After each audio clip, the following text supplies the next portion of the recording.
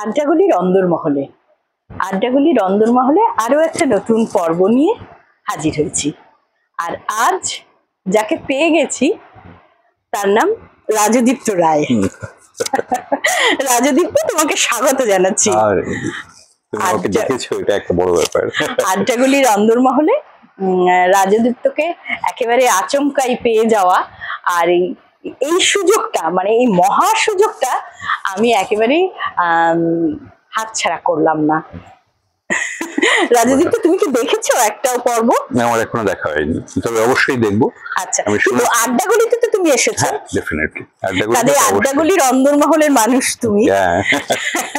সেখানে আড্ডাগুলির অন্দরমহলের যে দর্শকেরা রয়েছেন তারা রাজদীপ্তকে আজকে পেয়েছেন। রাজদীপ্তর পরিচয় অনেকে জানেন, আবার হয়তো অনেকে জানেনও না। কলেজের অধ্যাপক, আর আমি অধ্যাপক শব্দটা ব্যবহারই করি। আচ্ছা আচ্ছা আচ্ছা, ঠিক আছে, শিক্ষক ও যেটা পছন্দ করে। আর লেখক তো অবশ্যই, হয়তো এমন লেখক, সেই লেখকের লেখা সকলের হয়তো মাথার উপর দিয়েও চলে যায়। না, এটা তুমি বললে, আমি বলবো। তোমার এই বিষয়টা নিয়ে, তোমার লেখালেখির বিষয়টা, সেটা কি শুধু গবেষকদের জন্যই? মানে তোমার জার্নিটা বা তোমার ভাবনা চিন্তা যে কোনো বিষয় নিয়ে, তোমার বিষয়টা কি এমনিতে? তুমি যেটা পড়াও সেটা একটু ইংরেজি তো জানি, হ্যাঁ, ইংরেজি মানে তোমার পিএইচডি বা গবেষণার বিষয়, সেটা একটু শুনে নিই। পেশাগতভাবে কলেজে ইংরেজি শিক্ষক, একটা গালভরা নাম আছে, অ্যাসোসিয়েট প্রফেসর, এই সব। কিন্তু সেটা বাদ দিলে পরে তুমি যে জিনিসটা আগে বললে লেখক, এটা শুনতে খুব ভালো লাগে, আমারও ভালো লাগে, যে কোনো কাউকে বললেই ভালো লাগে। না, আমি তো লেখক বলবোই, কেননা পদ্যতে তুমি অনেকবার লিখেছো এবং তোমার লেখাগুলো এমন, সেটা একদম বহুমাত্রিক তার দেখা। হ্যাঁ, সেই দেখাটা সকলের দেখা কি সবসময় কি সম্ভব, মানে সাধারণ মানুষের? অথচ তুমি যেভাবে তুমি প্রেজেন্ট করো ব্যাপারটা, বিশেষ করে তুমি যেটা বলো, লেখাটা তুমি যখন তোমার মতন করে বুঝিয়ে দাও, সেটা একদম সকলের শোনার জন্য উদ্গ্রীব হয়ে থাকে। সেটা তোমাদের শুনতে ভালো লেগেছে, কখনো যদি বলেছি কিছু, তাহলে সেটা আমার প্রাপ্তি। আমি ব্যক্তিগতভাবে একটা জায়গা মনে করি, আমার মনে হয় তুমি যেহেতু বসলেই নামায়নি, এই কথাটা খুব পরিষ্কার করে বলে দেওয়া ভালো। লেখা এবং লেখক সত্তা, এই দুটো বিষয়ে যতটুকু পড়াশোনা করেছি তাতে করে আমি ব্যক্তিগতভাবে খুব খুঁতখুঁতে। আচ্ছা, এবার সেই জায়গার থেকে আমি নিজেকে লেখক বলি না। আমার কাছে ব্যাপারটা হচ্ছে যে আমাদের আগের প্রজন্মটাকেই যদি তুমি দেখো, তাহলে তুমি দেখবে মারাত্মক সমস্ত, সাংঘাতিক সমস্ত পাঠক ছিলেন। এবার সেই সব পাঠকেরা আজকে আমি বা আমার মতো আর অনেকেই যারা নাকি এক দু কলম দুম করে লিখে ফেলেন, হয়তো তারা অনেকে লিখেছেন, হয়তো অনেকে লেখেননি, কিন্তু তারা এত মারাত্মক ভাবে জিনিসপত্র দেখেছেন, জানতেন, পড়তেন। পড়ার না একটা বিস্তৃত সংস্কৃতি ছিল।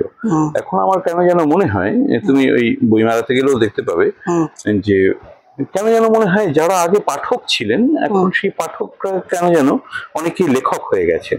এখন লেখক বেশি, পাঠক কম। আগে ব্যাপারটা উল্টো ছিল। আর আচ্ছা, মানে এই জায়গায় আমার একটা প্রশ্ন, মানে তোমার দৃষ্টিভঙ্গিতে, মানে পাঠক আগে না লেখক আগে? এটাও আমি কোনোদিন ভেবে দেখিনি সেরকম ভাবে। মানে আমার কাছে মনে হয়েছে যখন একজন লেখকের লেখাটা হয়ে যায়, তখন তার নিজের টেক্সটারও তিনি নিজেই একজন পাঠক বটে। কেননা লেখাটা হয়ে যাওয়ার পর তারপরে তিনি সেই লেখার সম্বন্ধে কি মন্তব্য করলেন, আর দ্বিতীয় আরেকজন পাঠক হিসেবে আমি যখন সেটাকে পড়বো বা তুমি যখন পড়বে, তখন কিন্তু আমরা আরেকজন পাঠক, যিনি বলা যাবে একটা সমপাতের কারণে লেখকও বটে, তার সঙ্গে আলোচনা করছি। কারণ লেখক সত্তাটা লেখার সঙ্গে সঙ্গে শেষ। হ্যাঁ, না, তুমি এই যে বললে যে পাঠক কম, লেখক বেশি, হ্যাঁ, কিন্তু লেখক হতে গেলে তোমার পাঠকটাও যেমন পাশাপাশি থাকতেই হবে, পাঠক তোমাকে হতেই হবে। পাঠক তো তোমাকে পরিশীলিত করবে না, অনেক বেশি তোমাকে পরিশীলিত করবে, তোমার জ্ঞানটা বাড়াবে, যে কোনো একটা ছোট্ট চিন্তা অনেক রকম ভাবে ভাবাতে শেখাবে।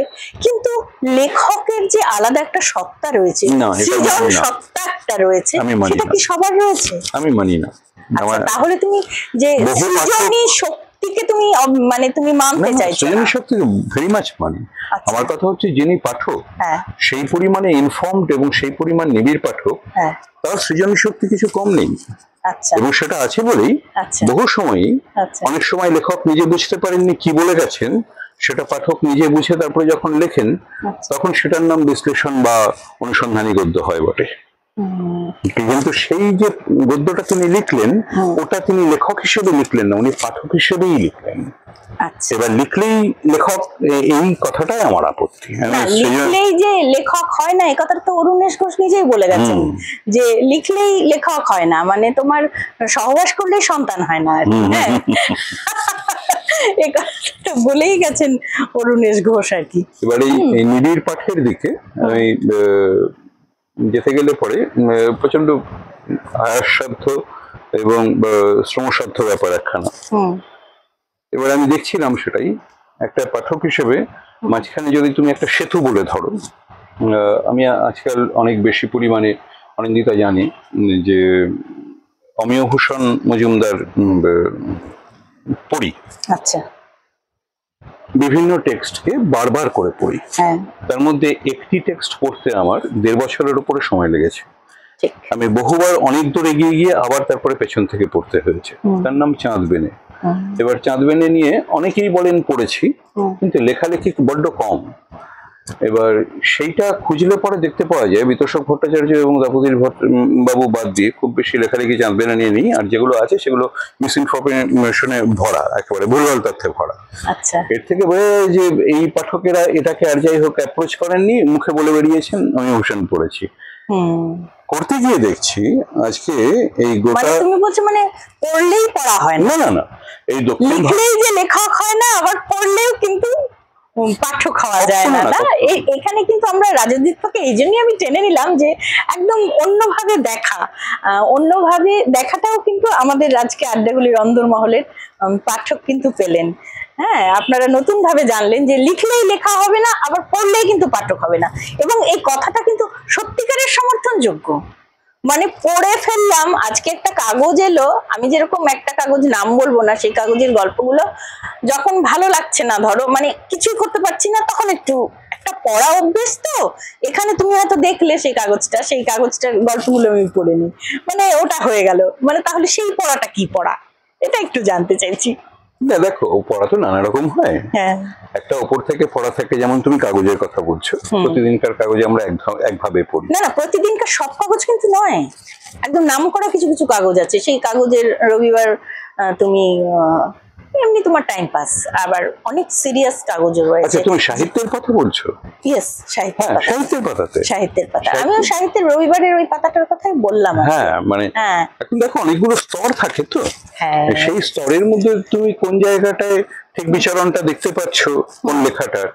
আবার লেখকের একটা অভিপ্সা বলেও বিষয় থাকেন।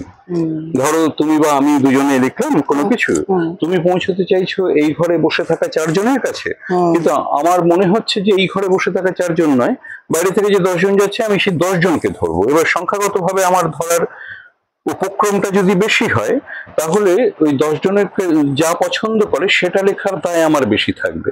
এবার লেখকের সমস্যাটা হচ্ছে যে আমি পাঠকের প্রয়োজন কজনের কাছে পৌঁছতে চাইছি সেটা মাথায় রেখে লিখবো, নাকি আমার যা লেখার আছে সেটা লিখবো, যা পড়ার সে খুঁজে পড়বে। আমি করতে চাইছিলাম যে লেখকের কি এরকম কোনো দায় আছে যে লেখক যখন লেখেন তখন কি পাঠকের কথা ভাবেন?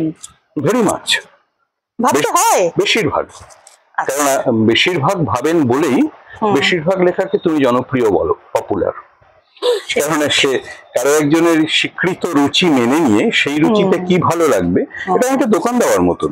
ধরো তুমি আমি দোকান দিয়েছি, তো আমি জানি যে এই লোকালিটিতে মোমো বেশি বিক্রি হয়, এটা একটা লেখা। এবার সেই মোমো আমি বিক্রি করব।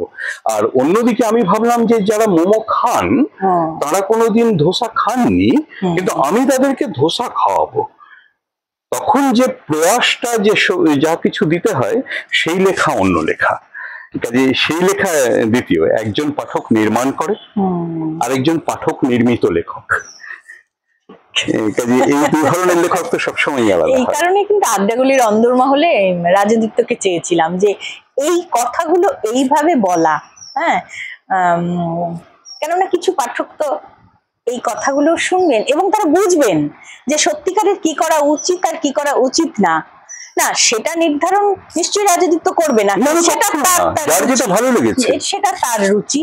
কিন্তু সত্যিকারের ব্যাপারটা কি কি ঘটছে জগতে, তাই তো? একদম, মানে যিনি পাঠকের ভালো লাগায় লিখবেন সেটাও তার, সেটা সম্মানীয়, তিনি সেটা ঠিক করেছেন। আচ্ছা, আবার যিনি ঠিক করেছেন যে না আমি আমার পাঠক আমি তৈরি করে নেব, সেটাও তিনি ঠিক করেছেন। এখানে আমি তুল্যমূল্য কোনো বিচার করি না, খারাপ ভালো কোনো প্রশ্ন নেই, কিন্তু লেখা সবসময় বৈচিত্র্যময় মানুষের রুচি, কিন্তু লেখা সবসময় বহু রকমের, লেখা একটা বহু রৈখিক ব্যাপার, বহু উদ্দেশ্যের ব্যাপার এবং বহু স্তরীয় ব্যাপার। লেখার এক স্তর নেই, ফলত লেখক সত্তারও এক স্তর নেই, পাঠক সত্তারও নয়, কখনো নয়। এই যে যেমন এক্ষুনি বলা হলো যে পড়লেই পাঠক হয় না, না কখনো নয়। নীলকণ্ঠ শাস্ত্রী নামে একজন ভদ্রলোক আছেন, এই ইতিহাস যারা পড়েন, অনধিকার চর্চা হচ্ছে, দক্ষিণ ভারতীয় প্রাচীন ইতিহাস পড়তে গেলে পরে নীলকণ্ঠ শাস্ত্রী পড়তে হয়। আর অনুকূল চক্রবর্তীর নাম আমরা সবাই জানি, চম্পকা লক্ষ্মী বিদেশে খুবই প্রচলিত। আমি এখন দেখছি নীলকণ্ঠ শাস্ত্রীকে বাদ দিলে পরে বাকি দুজন হচ্ছেন একেবারে এখন জীবিত আছেন, সারা পৃথিবীতে প্রখ্যাত ঐতিহাসিক। তারা যে জিনিস যখন যেভাবে দেখে গেছেন আজকের থেকে 50 বছর আগে, সেই জিনিসকে ততটা না দেখেও, মানে এদেরকে না পড়েও তাহলে আরো কত কি পড়েছিলেন পেছনে দেখে চাঁদ বেনে লেখা হয়েছে।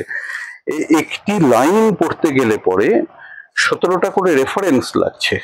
আর ভদ্রলোক 37 বছর ধরে উপন্যাসটাকে লিখছেন, কাটছেন, ফেলে দিচ্ছেন। আমি বাংলা সাহিত্যের ইতিহাসে শুনিনি অন্য কোনো উপন্যাসিকের, আমার তথ্য নেই আমার কাছে, যে 37 বছর ধরে একটা উপন্যাস লেখা হয়েছে।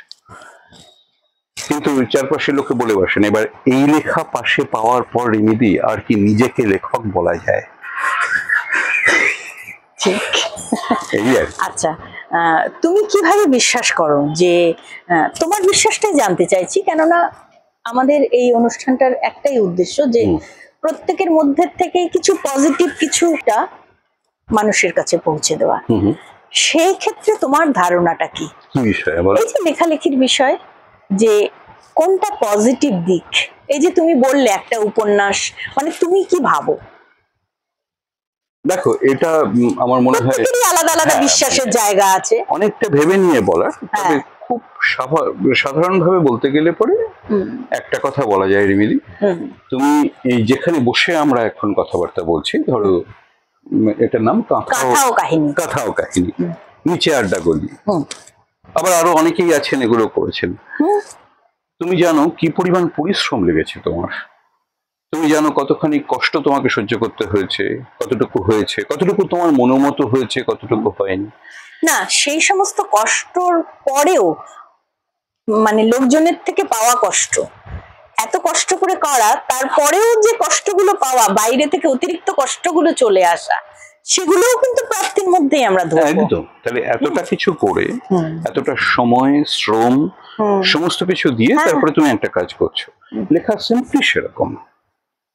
কাজে যে জিনিসের পেছনে শ্রম নেই, আমি একটু আগে যে কথাটা বলছিলাম, যেহেতু আমি আগেই বলেছি যে আমি জনপ্রিয়কে কিন্তু কোনো মতেই কোনো তুল্যমূল্য বিচারে রাখছি না, আমি দুটো উদ্দেশ্যকে ভাগ করছি। তাহলে যিনি সেই কাজটা সেরকম ভাবেই করতে চেয়েছেন যে আমি 1,40,00,000 লোকের কাছেই পৌঁছতে চাইছি, তার যদি শ্রম থাকে পেছনে, তাহলে সে লেখাও কিন্তু মাথায় করে রাখার। আর যিনি সেটা চাননি, আমি একজনের কাছেই পৌঁছতে চেয়েছি, কিন্তু তারও যদি সেই শ্রম থাকে, সেটা দুরূহ হলো না কি হলো সেটা পরের ব্যাপার। তারও পাঠক রয়েছে, তার পাঠক রয়েছে, কিন্তু ওই শ্রমটা, ওই মেধাটুকু, ওই সর্বস্ব দিয়ে দেওয়াটুকু, তারপরে না মনে হয় সেটা পপুলার না নন পপুলার পরের ব্যাপার, উচ্চারণে বোঝা যায় এর পেছনে জিনিস আছে কিনা। আর পাঠকের কাছে ওইটুকুই, বারবার করে পড়ে পাঠকেরও তো শ্রম আছে। একদম তাই, একদম। তুমি একটা বোর্হেস পড়ে ফেললে পরে, 300-350 পাতা বোর্হেস পড়ে ফেললে পরে তোমার দৃষ্টিভঙ্গি পাল্টে যায়। পৃথিবীতে বলা হয় যে হোর্হে লুই বোর্হেস যে পড়েছে তার দৃষ্টিভঙ্গি পাল্টে যায় পৃথিবীর সম্পর্কে। তো সেইটা তো যন্ত্রণা। বোর্হেস পড়ে তো কেউ কোনোদিন বলেনি আমি খুব সুখ পেয়েছি, তাহলে সেটা পড়ে ফেলার পরে তোমার যে নতুন চোখ তৈরি হলো, তাহলে তোমার শ্রম ছিল তো পেছনে। যে কোনো কিছুর পেছনে সেটা থাকলে পরে, যন্ত্রণা আর শ্রমটা থাকলে, নিজের একবজ্ঞা লেগে থাকার ব্যাপারটা থাকলে পরে, সেটা কথা বলে, সেটা দেখা যায়। আর সেইটাকে পূর্ণিশ্চনায় বাকি সবাই, সেটা লেখাই হোক, তোমার কাঁথা কাহিনী করা হোক, কারো একজনের কোনো একটা পেন্টিং এর টান হোক, অথবা আজকে ক্রিকেট ম্যাচ চলছে, আমি সেটা নিয়ে খুব ডুবে রয়েছি, সেখানে ওই হেরে যাওয়ার পরেও একটা বল কিভাবে পড়ে ঘুরলো, তার পেছনে ওই বাচ্চাটার যে শ্রমটা ছিল সারাদিন খেলার, ওইটুকু শুধু নিয়ে আসার পেছনে আমি ওটাকে দেখি। অনেক ধন্যবাদ তোমাকে রাজদীপ্ত। এই জন্য আমার মনে হয় আজকে এই যে দুম করে বসে পড়া এবং তোমাকে হ্যাঁ এইভাবে তোমার থেকে একটু কিছু নেওয়ার যে প্রচেষ্টা, আমার মনে হয় সেটা সফল হয়েছে। আজকে আড্ডাগুলির অন্দরমহলের দর্শকেরা নতুন কিছু পেলেন, আমার মনে হয় সেখানেও অনেক বীজ তারা পেয়ে যাবেন। রাজদীপ্ত, তোমাকে অনেক ধন্যবাদ এবং অনেক অনেক ভালোবাসা তোমাকে আচমকা পেয়ে এবং নতুন কিছু দেওয়া। আমার বুলেট প্রুফ ছিল না।